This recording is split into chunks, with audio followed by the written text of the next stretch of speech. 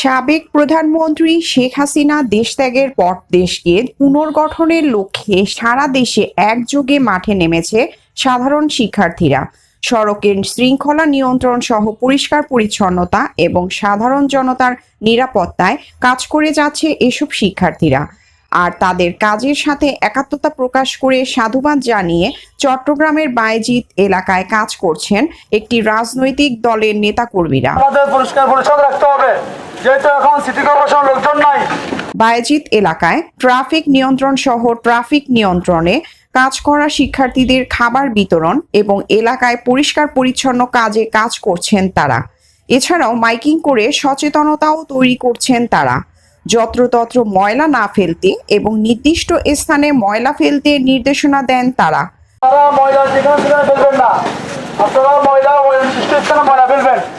আপনাদের কথা অনুরোধ করলেও আপনারা যেখানে সেখানে ময়লা আবর্জনা করবেন না। ময়লা আবর্জনা সবগুলো একটা নির্দিষ্ট স্থানে একসাথে রাখার জন্য অনুরোধ করা হলো।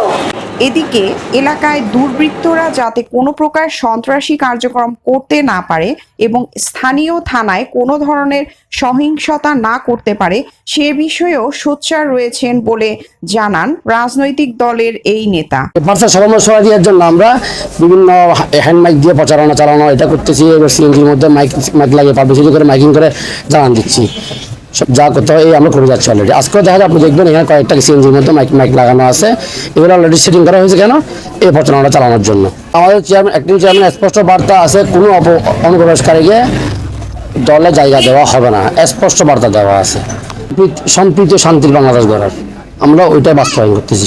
আমরা চাচ্ছি যে বাংলাদেশের মধ্যে বাক স্বাধীনতা থাকবে, যে দেশের মধ্যে গণতন্ত্র চর্চা থাকবে, যে বাংলাদেশের ভোটাধিকার প্রয়োগ করতে পারবে সবাই মিলে, যারা ভোটার আছে যে দলের হোক না কেন, যত রাজনৈতিক দল আছে সবার মত প্রকাশ করার জন্য সব স্বাধীনতা থাকতে হবে।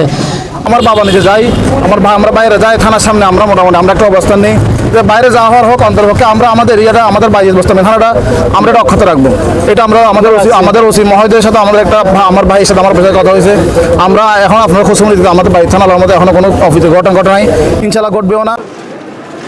ডেস্ক রিপোর্ট, সরেজমিন বার্তা, চট্টগ্রাম।